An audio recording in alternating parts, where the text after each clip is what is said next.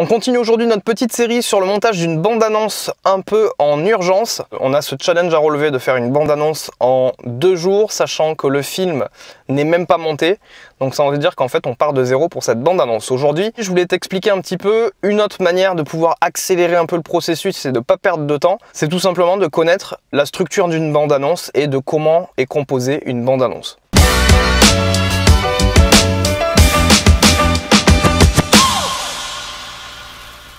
Je t'invite à t'abonner à cette chaîne YouTube si tu veux continuer de recevoir des petits conseils comme cela en montage vidéo en bagnole.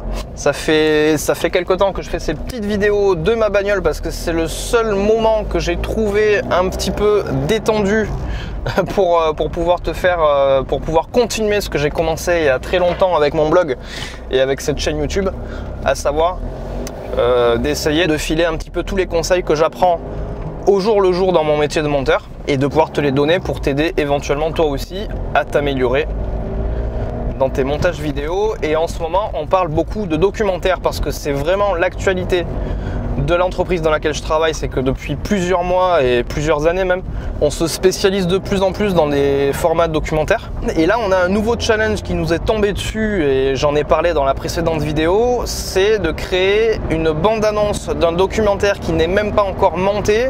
Pour tout te dire, il n'est même pas encore tourné.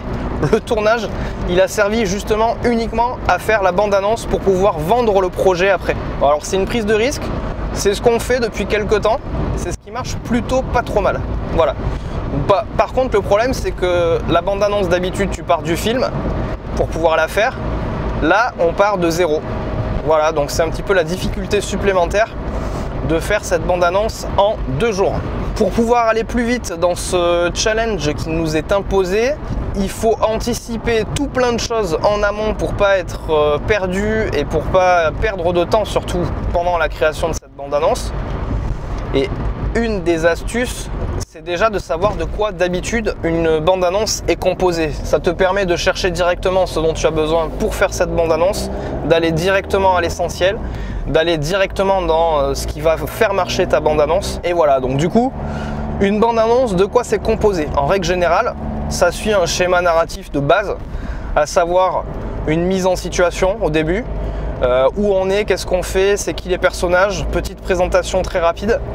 Voilà, où on fait connaissance avec les personnages principaux du film. On les voit dans leur contexte, on comprend le contexte de l'histoire. Et puis qu'est-ce qui va se passer? Rapidement, un problème va se poser pour le personnage principal, le héros ou les personnages. Et donc un objectif va naître. Donc c'est ce qu'il faut aussi montrer dans la bande-annonce. Axé sur la quête, sur le problème, sur l'objectif.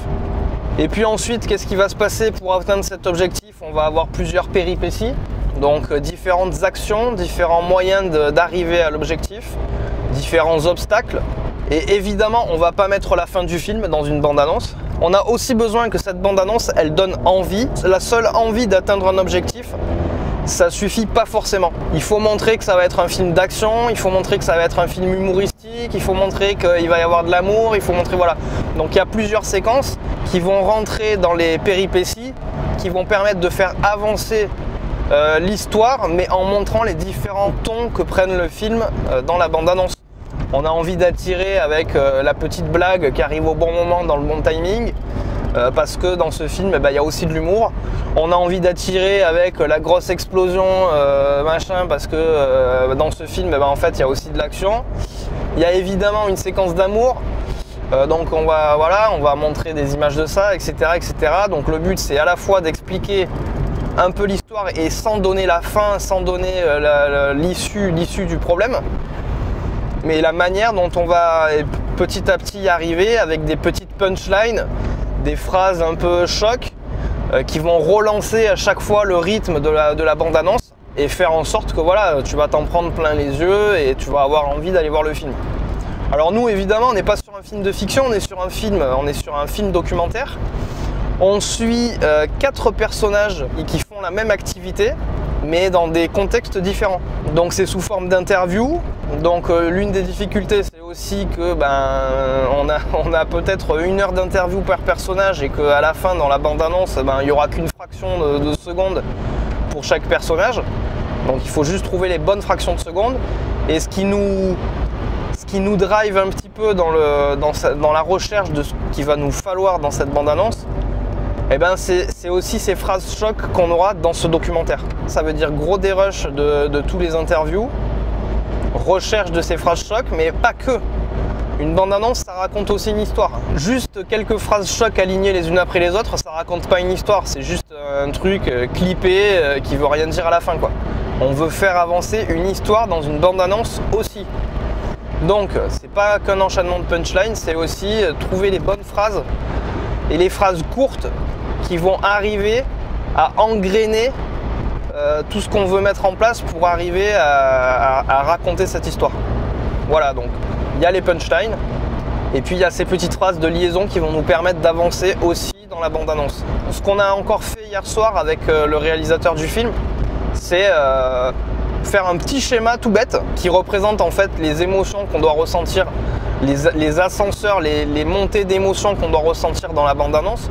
Ça nous est arrivé plusieurs fois, même sur des documentaires, de schématiser en fait, de dessiner la courbe des émotions que doit prendre un documentaire ou une bande-annonce. Et là justement l'idée c'est dans la bande-annonce de faire monter quelque chose. Voilà, donc on fait monter tranquillement l'histoire, on contextualise tranquillement et puis d'un coup il va y avoir une chute. Donc ça c'est la chute qui représente le problème, leurs doutes, leurs faiblesses, leurs failles. On va montrer tout ça dans cette partie de la bande-annonce qui tombe. Donc si on fait référence justement à cette courbe des émotions. Donc on est en bas et en fait il va falloir qu'on remonte encore pour faire monter encore les émotions et puis amener cette touche d'espoir qui va faire en sorte que ça va être un beau documentaire et une belle bande-annonce. Donc voilà, connaître cette structure à l'avance de comment faire une bande-annonce, déjà ça conditionne complètement ta manière de dérocher, ça conditionne complètement ce que tu vas aller chercher dans tes rushs, les éléments qui vont être indispensables pour construire l'histoire dans ta bande-annonce.